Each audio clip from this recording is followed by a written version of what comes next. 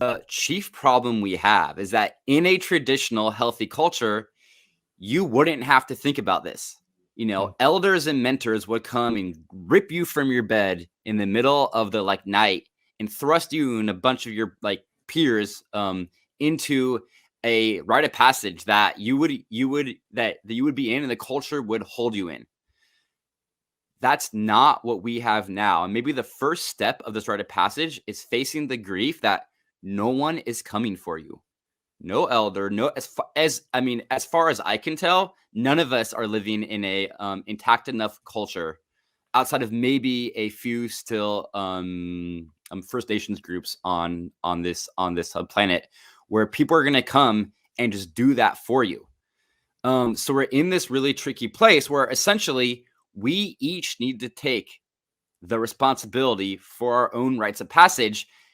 And the paradox of this, you cannot hold it yourself. You cannot initiate yourself. So it's like, whoa, what? That literally makes no logical sense.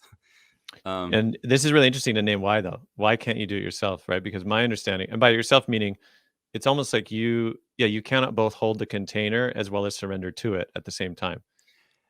Because, and the reason that I've been, in the way I've been taught is because your ego will circumvent its very 100%.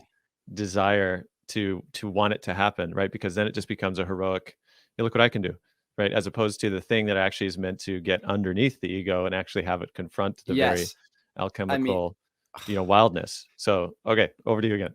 Totally. And we could do a whole nother talk, which we actually are. I want to say the third talk in the series is about the shift from the hero to the trickster. And just that heroic aspect is taking death and making it something more about fame, which is like, it is really like trying to subvert what death actually is. So I want to say, yeah, your ego doesn't want to die, and it shouldn't. That's not just like what the ego is, its role. And the ego is actually fine. There's nothing wrong with the ego, but you can't, from a place of ego psychological maturity, create an ego death for yourself. It's literally impossible. Your ego will always circumvent it.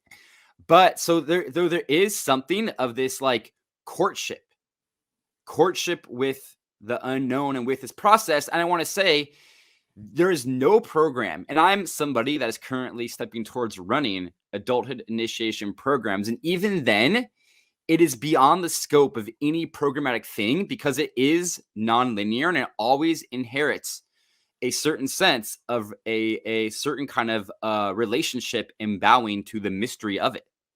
And in that sense, I want to say it's really about creating a cultural context around oneself. So you become like generating a cultural context around oneself. You could say like a ecological web, where I often use the like metaphor of like planting a cultural garden that eventually can hold you enough to where you can really let go. So it kind of builds step by step. And I also want to say, this is something I say kind of to my clients a lot, and this is going to sound perhaps controversial, but yet I'm going to say it.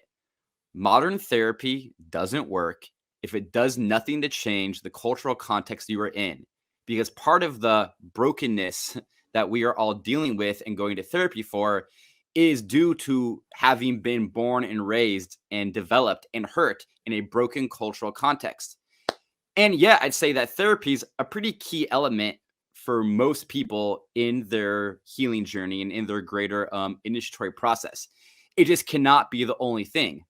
So in that, some like steps that I want to really claim are just like, so what does this mean? How do you approach this? One of the first things I do with people that I work with, and I tell to anybody, is you need to begin to court what I call anchors, but you could say are both a amalgamation of mentors and elders. But they essentially are usually people that are older than you that you can tell are a bit culturally farther on the path.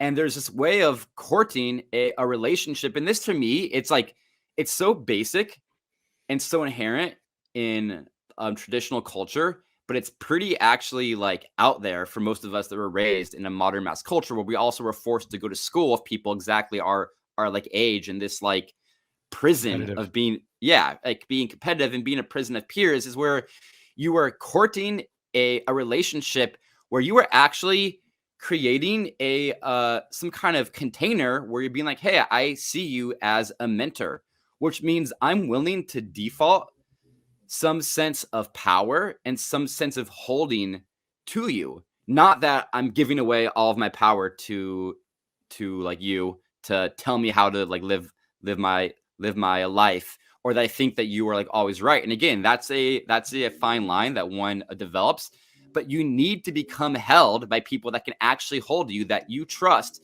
can give you feedback and track you and catch your story and really hold you so you can in some ways be safe enough to let go more and like more.